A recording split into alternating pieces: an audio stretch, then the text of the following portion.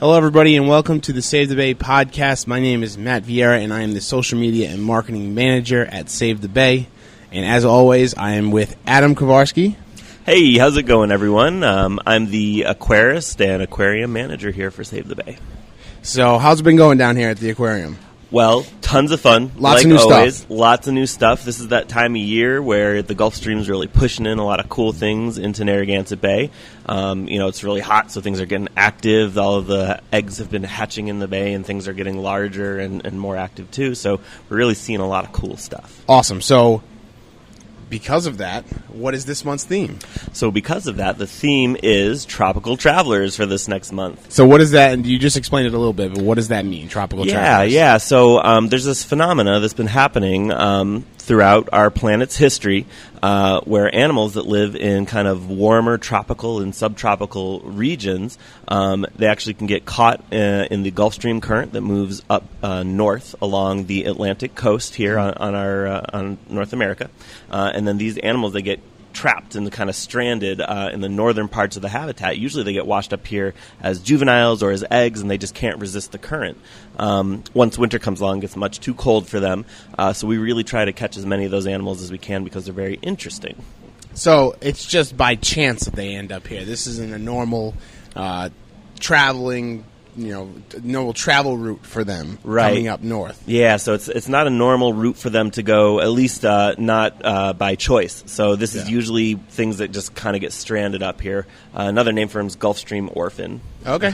So what kind of Gulf Stream orphans do you find out in Narragansett Bay? So the nice thing is, it seems every year I find a few different ones, which is pretty neat. But some pretty common ones are different types of puffer fish and butterfly fish and jacks, which are related to tuna, groupers, all kinds of cool things like that. Trumpet fish, really interesting things that you don't normally see. And this year we've already seen a few things. So one thing we've seen a lot of already is something called a crevalle jack. This fish is a close relative of a tuna. It actually gets to be about 50 pounds full grown, and they're pretty large. We actually have about 5 or 6 of them here right now that are little juveniles that are growing. Oh, fantastic. We even got a really cool striped burrfish about 2 days ago, and just about full grown too, which is pretty neat. And it's a type of tropical puffer fish that's covered in spikes all over it and kind of purple and yellow stripes, and it's a gorgeous one too. Very cool, very unique. Yeah. So a lot of those tropical travelers you have here in the aquarium. Yeah. So you just mentioned those. Are there any others that you have here in the aquarium? We actually have a ton of them here, yeah. So over the years, we've gotten some smooth trunkfish, which are a very unique animal. These guys, their primary defense is if something attacks them, they actually exude poison from their skin. Huh. They've even been known to take out small mako sharks. That's how powerful that poison is. And we do get mako sharks that do travel through the Rhode Island Sound, not into the bay, but through Rhode Island waters. So who knows, if they ever encountered each other, it might be an interesting battle. Now I remember when you originally got those fish. I think were the same ones. They were really tiny, yes, and then they grew, and now they're basically fist size. Yeah, they're pretty right? large now. Yeah, when we got them, they're about the size of about half of a pea. Yeah, half they a were black tiny. Pea, teeny, tiny. Yeah. I first saw them when one of our wonderful volunteers brought them in, who goes out and snorkels and catches these strays in his free time. When he brought it in, I'm like, hey, buddy, you're bringing me a bucket with some dirt floating in it. I couldn't really tell what it was, Wow. And then they started changing direction, and that was very interesting. And that's pretty wild that he was able to, pick them out in the ocean while they were snorkeling. That's interesting because you get so many people around here that just love the bay so much. They're out there all the time. They're swimming around. Their eyes really develop just a very good sense to find things like this. So you were mentioning in the winter, if they were out in the bay, it would get much too cold for these types of fish. Now, we have some fish here, like we were just saying.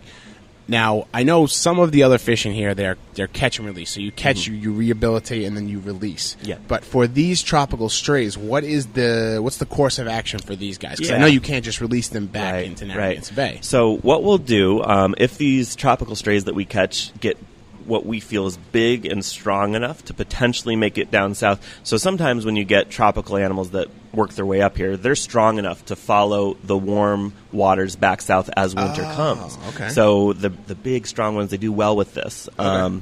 Any of the juveniles that are very small, their chances of making it back down there are very slim. Yes. So what we'll do, we'll try and grow them out for a few years, get them big and strong, and then during the hottest part of every summer, we'll try and release a few of them and hope that they make it back. Oh, that's great. That's awesome. Yeah. That's really awesome. So another rehabilitation program for these guys as well. Yeah, in a different way, yeah. That's fantastic. So I know we have them, they are all mixed in with the other fish around the aquarium, but there is one new spot that is specifically dedicated just to these travelers, these visitors. So I'm really excited about this one. We opened up a brand new exhibit about 2 days ago, and this is a Save the Bay exclusive. This is right here. This is exclusive. This is the first that anybody's hearing about. This is the first media. I first wanted to get it up and running, making sure there weren't any flaws with it. But it's looking beautiful. We're calling this exhibit the Bay of the Future. And we're hoping to use this actually as a platform to kind of teach about climate change. One thing that we've been able to discover is that the average temperature of Narragansett Bay has gone up about 4 degrees in the past 100 years on average. Doesn't sound like a lot, but if you think every 100 years, if it goes up 4 degrees, how long until it's much too hot to even go in there? Yeah. And as we see these warming waters, we're seeing more of these Gulf Stream orphans, more of these southern fish kind of extending their roots more northward, things like blue crab and croakers, and then again all these different kind of tropical strays are sort of making their way up here. So less of what you're talking about, getting caught in the current and brought up here, not by their own free will, but because they're adapting, and as the water gets warmer, they're inching more and more north and north and north. So that's how they're getting here. So the Bay of the Future is a warmer bay from what we're depicting here. Exactly. And this exhibit kind of sparks the idea, what will it look like? We don't really know. This is kind of uncharted territories in a lot of way because the rate that it's rising is unnatural, and we're seeing these populations kind of shift. How is it going to affect these animals if they no longer can live in their more southern habitats because it's too hot down there for them? Yeah. What's going to happen to the animals that previously lived in Narragansett Bay that now have to move further north? We're starting to only go so far north. Exactly. The north is only so far. And, things like lobsters. We're right at the southern end of lobsters' range, so we might stop seeing them, or even who knows what else, So do we think that this, by studies and, the science, I don't know anything behind that, but do we think this is something that we can slow down? Is this something that's it's inevitable? It's going to happen? What's behind that? So this is the important message that I really want to send home to people. So climate change is happening. We know it's happening. We know that there's going to be some effect worldwide because of our rising temperatures. The question is, are we just going to throw in the towel, or are we going to try and reduce these effects? And all the science is showing that with severe behavior changes, we can actually reduce the effects of climate change. So it is not hopeless by any means. No. We really all still have a chance to do good, and the main way to do that is by reducing our carbon footprints, burning less fossil fuels, public transportation, eating locally. All of these things really can help. Yeah. So I couldn't have said it better myself. That's fantastic. It's happening whether you want to believe it or not. Yep. And we can fix it. We can help it. Yes. This is a positive thing we should all take note of. It's not fighting a losing battle. You can't look at it that way. Exactly. So, thank you, Adam, for that insight. Something else fun at the aquarium, which happens every month now and has been super successful and a lot of fun, from what I've heard, is Feeding Frenzy. And this month, it's August 18th from 5 to 6? 5 to 6 p.m. 5 to 6 p.m. You have to pre-register. Adam, you want to talk a little bit about Feeding Frenzy? I mean, it's tons of fun. I'm teaching the next one, which I'm really excited about. Awesome. And the Feeding Frenzy, it's a program that happens during non-public hours here at the aquarium. So when we're closed to the public, you have to register, you come, you get the whole place to yourself with one of our biologists, basically, and you walk around. You actually get to feed all the animals here, That's which is really cool. neat. So watching like the striped bass feed, and that's even a gray triggerfish over there, another one of our tropical strays, our sharks, our stargazers, all these seahorses, things like that. We get to feed everything, and actually whoever registers for it, they're the ones that get to feed. That's awesome. Tons of fun, and so far every single one of them has been pretty much sold out.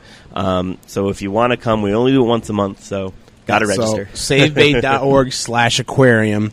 Again, savebait.org/aquarium. That is the spot where you pre-register, or you can call the EC and register. Yep, you can call here, exactly. What is the number down here? And the number here is 401-324-6020. And you could just register with one of our interns. Hopefully they know how to do it, but we'll show them how if they don't. All right, awesome.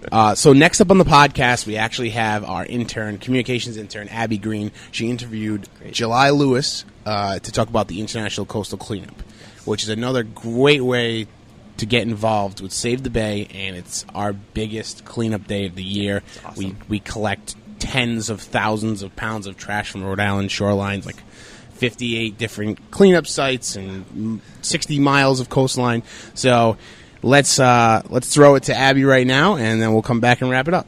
Alrighty. All right, so now I'm here with volunteer and internship manager July Lewis to talk about International Coastal Cleanup Day, or ICC, right? Yep, absolutely. So what is ICC? ICC is a global event. It's organized globally by the Ocean Conservancy and in Rhode Island by Save the Bay. Volunteers go out, they clean up their shores just like a regular shoreline cleanup, but they also record what they find. So every cigarette butt, every bottle cap, every wrapper, fishing line, all of that's recorded on data sheets. It's submitted to the Ocean Conservancy for an annual global report on marine debris. Okay, so they don't just weigh all the trash they pick up. They also say what the trash is. Yes, there's data sheets. They're tallying, one cigarette butt, 2 cigarette butts, 10, 15, 20, and all the different items that they find. Oh, okay. Yeah. And why is it a day? Like, why does it have its own day? It has its own day because, honestly, doing that kind of data tallying year-round is it's most helpful to just sort of focus on one time to do that because it slows you down if you're taking the data. So most of our cleanups that we do year-round, we're just cleaning up that trash. We weigh it to get a sense of how much we've accomplished. But we focus the data collection on this day in September at the International Coastal Cleanup. So when is it? Saturday, September 17th. Oh, okay. But we also have some alternate date cleanups. Basically, anything in September or October can count. So if you're not available that day, don't worry. We got an alternate date cleanup for you. Okay. And then how many people participate in ICC globally? Do you know? Globally, we've got about 700,000 volunteers participating all over the world. Wow. And here in Rhode Island, little tiny Rhode Island, we have got about almost 2,200 volunteers doing it. Mm-hmm. And do you know how much was cleaned up last year? Yes, last year we had, which was, by the way, the 30th anniversary of the event. Pretty cool. We had 18 million pounds of trash collected worldwide, which is staggering. Wow. I wonder what that's like compared to something that how much does a blue whale weigh or something? Right, is it right. like that? How do you become a volunteer for this kind of day, like ICC or any shoreline cleanup? Well, for International Coastal Cleanup, we have our own page, so you just go to savebay.org/ICC, and there's going to be a sign-up sheet. There's going to be a whole list of cleanups, and you can just pick whatever date and location works out for you. Okay. And are there a lot of big locations that people would know that you can list off? Yeah, let's see.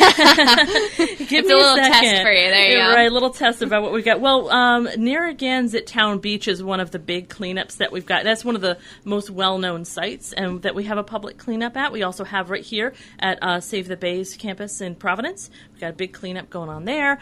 We've got cleanups in East Providence. If you're from that area, you're probably familiar with Bull Point. We've got a nice cleanup there. Charlestown Breachway. If you're in South County, that's a good site for you. So all kinds of sites all around the state. So that's a lot of the major sites, but I've heard the term microsite used. Yes, we're trying to get more people to take on these tiny little shoreline access areas that might be in your neighborhood. It might not even be an official park or beach or anything, just like a little access site where you can get down to the shore, maybe a boat launch or a fishing site that doesn't have the staff to take care of it, doesn't have a big parking lot, so we can't have a giant cleanup there, but could really use some attention. So if you know of a site like that, and a site that it's your favorite little spot to go to the shore, or just even that you don't like to go to the shore there because it's too messy, let me know. Get in touch with me, and we can set you up for just a small little cleanup, maybe just you, some family and friends, and we'll get that site taken care of because that's where we really need the help. Because those big sites, they often have staff to take care of them, and even sort of those moderate sites that might not have staff, we tend to do a lot of cleanups there. Big parking lot, it's well known. We go out there, we clean up the shore. But it's those tiny little areas, they accumulate a lot of trash. So we do need help getting to those. And how would you set them up? Like, do you provide them with any equipment to, like, do the cleanup? Yes, we have cleanup kits that we will provide to anybody who's willing to do a cleanup. It includes trash bags, gloves, first aid kit, items. Like, we have our data sheets, of course, for tallying up the data, and pencils. Stuff like sunscreen, bug spray, that kind of thing. And it all goes into this kit. You pick it up and do the cleanup, return it with the data, and you're all set. Oh, that's cool. And one thing I want to mention is that I know that people, if they hear this, they might want to say, oh, I want to go out. I know that site, and hey, I don't need to necessarily get in touch with Save the Bay. I'm just going to do it. The one thing you want to watch out for that is that these sites have people managing them that need to know that you're doing a cleanup there. And also, you can't just leave the trash there and assume that somebody's going to pick it up. So that's where we come in. We coordinate that. We get permission from the whether it's the town or the park or whoever it is, and we also arrange trash disposal. Oh, okay. So that the town, we would let the town know what sites they need to go to pick up, and then you know that you are not just leaving a pile of trash there. It's actually going to be taken care of. And do the people who contact you, are they known as site leaders? The people who lead a beach cleanup are, we call them site leaders or beach captains, actually. Yeah.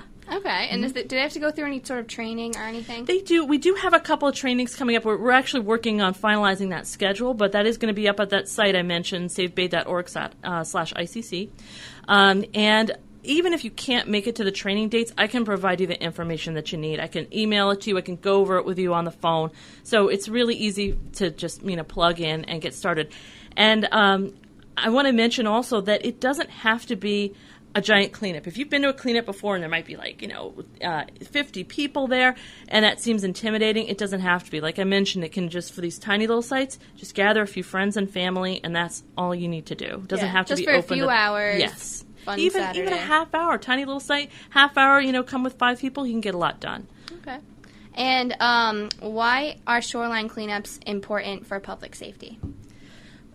Because nobody wants the fishing hooks, the fishing line, the trash. I mean, it's unsanitary. It's not safe. It's broken bottles.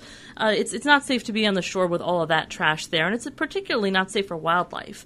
When the wildlife encounter these bits of plastic, cigarette butts that they can actually consume, and fishing line is actually one of the most hazardous kinds of litter. Lots of people, maybe a fishing line gets snagged. They say, oh, whatever, they'll just leave it there. That can actually entangle birds, turtles, and other kinds of wildlife and really cause a harm to the environment. Yeah, we've all seen those pictures of, the straw up the turtle's nose. Right, all horrible stuff like that, yeah. Okay, all right. And then why is it important to Save the Bay's mission? Because we want people to have a swimmable, fishable, accessible bay. And when you go down to the shore and you see all that trash, first of all, you don't want to get in the water. You don't want to get near the shore. And we want... You probably shouldn't get in the water, yeah. If you see a site that's that bad. So if we clean up the shore, it makes it safer, makes it healthier, and it makes more people be able to enjoy it. And we also want to show to people that this is, litter is kind of the most obvious problem, but there's a whole lot of other things that we're advocating for to keep our bay clean. So litter's kind of like that most obvious thing. And in doing these cleanups, we spread the message that it's not okay to trash the bay. It's not okay to just leave whatever you want in that bay. It's a common resource. We want it to be clean, healthy, and beautiful for everyone. And do you have any fun memories or favorite shoreline cleanups that you've ever been to or experienced? Oh gosh, they're all so fun. And it's so great to watch people get really excited about what they're doing. Oh gosh, I can't think of anything. Or even if it was a particular quote that someone said to you that really stuck with you, anything like that. If not, it's fine. I just thought it would be I'm drawing a blank. I'm sorry. That's fine. That's fine. The only one I went to was at the Citizens Bank cleanup at Sabin Point Park. Is that right? So nothing inspirational was said, but everyone was so excited to be picking up the trash, and they were just shocked at how much was in a small area. You wouldn't see it if you were just glancing, but then if you really dug in, you saw a lot of trash, especially around the kids' park, which was unfortunate. So. Yeah. You'll find a lot of times people will go out there and at first glance they say, oh, this is clean, what are we doing here? And then they start to get into it and get into that rack line, and they see how much trash there really is. And then they feel like they can really make a difference, because at the end of it, you've got this pile of trash that is no longer on the beach causing problems. Yeah. And let's see if I covered everything. Why are shorelines cleanups important? So the ICC is in September 17th? Yep, that's our big day. Okay, and that's an annual event? Yes. Okay. And we covered how you become a volunteer, what you do, where you go. What are 5 reasons somebody should volunteer? Off the top of your head, your favorite things that they get to do. That they for volunteering for a cleanup? Yeah. The 5 things is because it's going to make a positive impact on the environment. It's going to make a positive impact on you. You get to volunteer, spend a day on the shore doing something positive. You get more familiar with International Coastal Cleanup, and it's just a fun time. Wow, look at you. That was 5 easy. There you go. Hey, we didn't talk about how important the data is and why we're collecting this Oh, you're data. right. You're right. We should probably cover that. Let's talk about that. So why is the data important? Because it really helps to get a picture of what's out there. So it not only helps researchers and policymakers understand what's out there and what the biggest problems are, where it's coming from. It also helps us to spread the message because it's when you can say that we picked up over, say 2 million cigarette butts. Then I think that was it for last year. I'll have to look that one up globally. If you can say that, that really kind of puts a picture on the scope of the problem, and it helps us communicate the message that trash in the ocean is really a problem. It's just one thing to say, hey, there was a lot of cigarette butts out there, and it's another thing to say there were 2 million that were picked up at this one event. And on one day. Mm-hmm. That's insane. Yeah. Mm-hmm. And it also does help those policymakers. They see they look at the stream of what items are coming up, and they see that most of it is coming for shoreline recreation. So that's where we're going to focus our efforts at prevention. It's eating, drinking, smoking on the shoreline. Okay. That's where the most of it is coming from. Also, when you get down to the individual site level, you can there's other kinds of debris that indicate other kinds of activity, like sewage overflows. There are certain items that will indicate, wow, that may likely be a problem in this site. There's other kinds of items that indicate dumping. It might be a site where people just feel like, oh, it's out of sight, out of mind. I'm going to back up my pickup truck, and you'll find mattresses, appliances, construction debris. So what you're finding at a site helps you understand, where the trash is coming from. And address other problems as well. Mm-hmm. Would you say, cigarette butts are probably the most common? It's the number one item picked up every year. Really? Both in Rhode Island and worldwide. Huh. And what do cigarette butts do to the environment? Why are they detrimental? Well, they're plastic. And a lot of people don't understand that. They think it's a kind of a natural fiber that's going to break down, but it is a type of cellulose plastic. And that plastic doesn't go away. It doesn't just naturally biodegrade into harmless elements. It just breaks down into smaller and smaller pieces of plastic. Microplastics are a real issue that's emerging that we don't totally understand the effects of. But in the ocean, when a piece of plastic goes into that ocean, whether it's a cigarette butt or whatever it is, it slowly just breaks down and breaks down and breaks down, and then you've got in the water column tiny, tiny, tiny little pieces of plastic. It's getting caught in fish gills. It's animals, fish, plankton even are consuming this stuff. And the jury's out yet on what that means as far as public health and environmental health. But it could mean that if it's in fish gills and through the food chain that we are actually consuming that same plastic that we're throwing into the ocean. Yes. Wow. Oh, well, that's fun. I know, it doesn't sound good, does No. it? Not really. So cigarette butts are a part of that problem. They're also particularly toxic because of the tobacco chemicals that adhere to that filter. I mean, it's there to filter it out, right? And there it stays in there. And animals do consume it. There's creatures like filter feeders that there's certain birds or even whales that will just come and get a big mouthful of water and kind of strain out the good stuff, which is the food and the little plankton and the little animals that they're going for. But they also get the plastic. They have no way of picking it out, so that all gets consumed. Does it look like sand? When you say like this, when it breaks down into tiny, tiny little pieces, is it like sand? Eventually it does, yeah. Wow. You can actually take a sample of sand and look at it under a microscope and be like, okay, that's quartz, that's a little bit of coral, that's a little bit of rock, and that's plastic right there. Oh, that's so sad. Mm-hmm. And has there been more and more in the recent years that people are finding? Absolutely, because it's every year more plastic is going into the ocean. Every time somebody litters, there's more plastic. And we don't shoreline cleanups get a lot of that stuff out, but it's still accumulating because even one piece of plastic gets in there, it's not going away. Yeah. And that I bet that adds up Right. after year and year. And that's why this event is so important. We want to raise awareness that it's just not okay to ever put that stuff in the environment. Okay. Wow. And why is it important to you on a personal level? Why are you involved with the ICC and do what you do? I care very deeply about the environment because I love nature and because I think I love people. And people need nature. They need a clean, healthy environment. And I feel like it's something that I get excited about projects where you can do something, and this is something that is it's solvable. And it's something that people get excited about doing something about. They want to be, when I work with volunteers, it's so inspiring because these are the people that want to be part of the solution.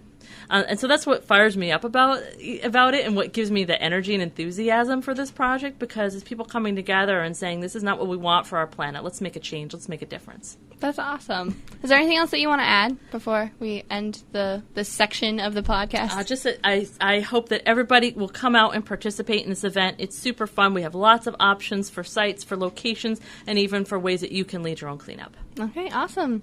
So we're actually going to head back to talk to Adam a little bit more. And thank you for talking to me, July. Thank you. Adam, thanks for spending time with us as always. You can find us on Twitter at SaveTheBayRI. You can find us on Facebook, facebook.com/SaveTheBayRI.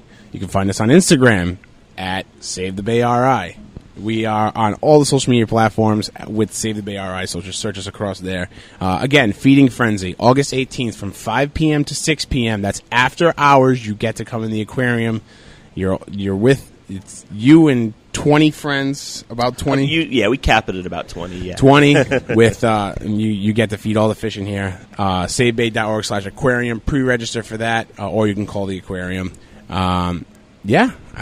I mean, that's and it's it. Tons of fun, guys. Come check out our theme this month, Tropical Travelers. We got tons of great stuff going on, and you'll have to just come here and check it out. Yep, we are open 7 days a week from 10 to 4. Yep. So come down anytime. We are located right on Easton's Beach, and you can come check out all the Tropical Travelers we have in the brand new Bay of the Future tank, yes. which is so awesome, so cool. It looks amazing. So nice job, Adam. Thanks again, and we'll see you guys next month. All right, see y'all later.